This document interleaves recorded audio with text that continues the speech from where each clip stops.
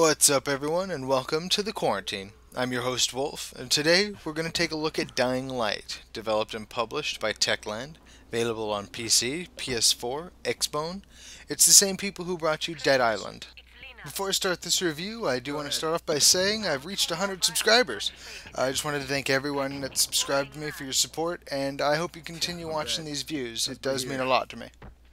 Dying Light is a first-person parkour zombie survival game. It's a nice blend of Mirror's Edge meets Dead Island, with a massive map set in a fictional city called Haran. According to the wiki, apparently it's based somewhere in Turkey. I'm not 100% sure on that though. Now I'm also going to start out by saying I've only logged about 10 hours or so into Dying Light. I may go back to play it a little bit more in the future. Normally, however, I'm a big fan of the zombie genre. I've played the hell out of Dead Island, love playing Project Zomboid. I go back and play DayZ occasionally, and I know it's not zombies, but I like the forest. But, you get the idea. However, I feel like maybe I'm getting burnt out on the whole genre. Plus, overall I haven't really wanted to play Dying Light as much as I thought I would have. For some reason, Dying Light just didn't scratch the itch that normal zombie games scratch. Maybe I'm just getting tired of the zombie genre or something. Maybe it felt too much like Dead Island. Maybe it's because the plot's full of cliche and boring, unlikable characters. Honestly, I really have no idea. The gameplay's pretty good, and it's loads of fun. Parkour, running on the city using the terrain to your advantage, it's loads of fun. I had a blast with it. With that said, it is finicky as hell sometimes. There'd be many times you'd be bolting from a zombie or, somebody, and I'd try to jump and grab onto a ledge, but apparently my crosshairs weren't exactly where they needed to be, so I wind up just bobbing up and down like an idiot. Overall, it's a fairly simple system that works well about 70% of the time. The game also has basically the exact same crafting system from Dead Island. You also get this neat little ping thing that kind of sprawls out from you to a certain distance, and it'll show you where all the lootable things are nearby, so that way you can collect them a little easier so you're not aimlessly wandering around for hours trying to find crap to upgrade your weapons or healing items and stuff. When crafting, you can only craft one thing at a time, and it gets really annoying when you go on to craft, say, 30 lockpicks that you have available, but you have to craft one at a time. I really would have liked a bulk craft option. Would have been fantastic. One thing, however, I love that Dying Light does perfect is the upgrade and durability system. Each weapon you get, it only has a finite amount of times that it can be repaired and upgraded. So upgrading that weapon is a big deal, because unlike Dead Island, you can't just use the same weapon the entire game. Once you get this super weapon, you upgrade. When your weapon breaks, you repair it, it's going to break again. You're only going to get so many uses out of it before it breaks completely, and I really like that aspect of the game. Skill system's also really neat. Basically, think Elder Scrolls in a way. The more you do something, the better you're going to be at it. So the more parkour you do, the more your agility goes up, which gives you more skills to put into the agility skill tree. It gives a really good feel of progression. I'm going to tell you right now, if and when you do play this game, the fastest and best way to get XP early on in the game is to kick zombies into the spiked barricades. You get a bunch of XP for it, and you get loads of loot, and it's super easy to do, so just kind of a heads up there. And unlike Dead Island, you're not forced to select a specific role, and then regret not just picking one of the melee guys. Basically, you're given this generic guy that's just kind of meh at everything, and then you upgrade him accordingly, and much better system in my opinion. I like that. Now onto the night sections of the game, which in my opinion is one of the better parts of the game.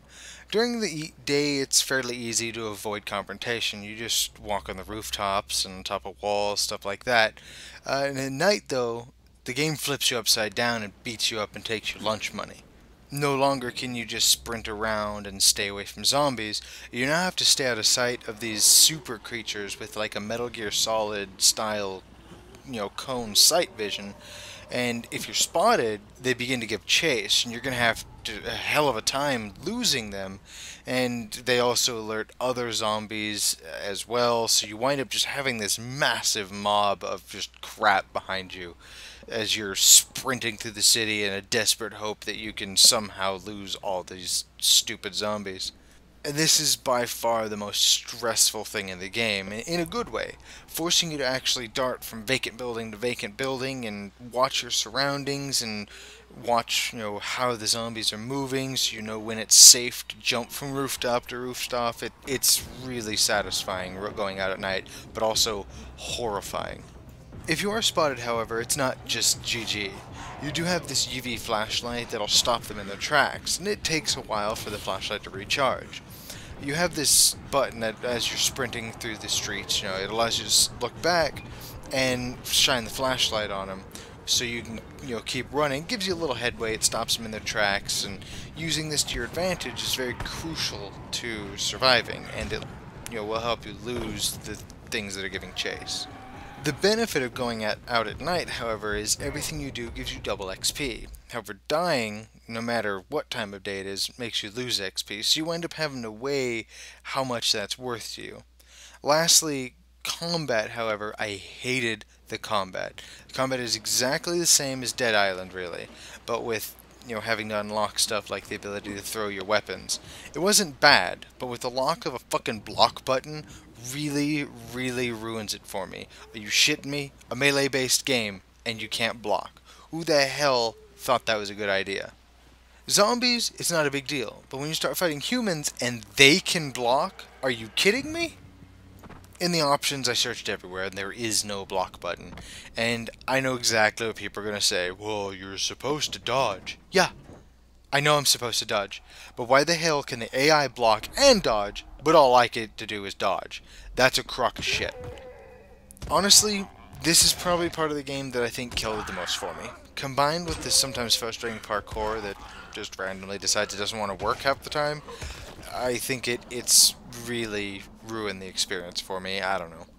Overall, however, the feeling of scarcity that you get with the resources is done very well. With everything being very finite, the weapons only being able to be fixed so many times, it keeps you constantly searching for more stuff, and I absolutely love that. It is a must in a zombie survival game. I'll say right now, I didn't play much of the multiplayer, so I'm actually not even going to comment on that. From what I've heard and seen, it looks like a lot of fun. I just didn't have the time. The controls are alright, I suppose. I did play with a peasant pad, however. The kick and jump buttons, they're mapped to the shoulder buttons, and it works well enough, but honestly, I would have rather the kick button be, the damn block button. That would have been fantastic. Been way more useful than the kick button. I do, however, have another small complaint about controls, is the healing. The game features regenerating health up to a quarter of your maximum health, and even though I'm not a big fan of regenerating health, this form is acceptable. This and the block healing, where your health is broken into segments, you can only regenerate the block of health that you're currently in, both are acceptable forms of regenerating health in my opinion. However, to heal above that amount, you have to use medical kits, and a single press of the down arrow will execute the heal. And I can't tell you how many times that I accidentally tapped the down arrow and went ahead and spent one of my health packs. A hold, like a toggle hold option, would have been awesome for this, because just a single touch of it will just use the health kit. Other than that, however, the controls are fairly unresponsive at times, but they're functional most of the time. The sound is actually fairly good. The moaning of zombies off in the distance, the banging of a zombie stumbling around a room that's been blocked off through the wall is done pretty well. Then you get to the voice acting, and I'm pretty sure everybody in this game took Calculon school for acting. I did also encounter a very funny bug. Every time I loaded the game or transitioned past the loading screen, the main character would just yell, "Holy shit!" for no reason, and it was really funny the first few times it happened. The story is by far the worst part of the game, and I've said this a million times. If the game is fun, but the story is just terrible, I'm gonna lose interest in the game. The story is what keeps me motivated to progress. or if the game, for that matter, is mediocre with a really good story, I'll play the hell out of it. The story in this, however, is full of cliches. I'm sure you've heard of the con moment, which is retarded, and there's not very likable characters in it as well. They all fit your generic zombie survival stereotypes, and they're not likable at all. No part of the game's story was engaging at all. I wound up playing it how I wind up playing Grand Theft Auto, for example. After I beat the story, of course. I just roam, explore, and cause a ruckus. It just, I don't know, the story feels like it's cookie cutter, that they went the safe route to make the same, and just went down the same old checklist to make a zombie survival story. There's nothing engaging about it at all. On a side note, developers, please stop trying to make villains that try to be Voss from Far Cry 3. You wind up making a cliche, cookie-cutter psycho that's just an edgy jerk. Something like that has to come naturally. You can't force something like that. I've noticed that as a trend recently, and it's just that they're failing horribly. Stop it. I mean, look at my favorite villain of all time, Gul Dukat from Star Trek Deep Space Nine.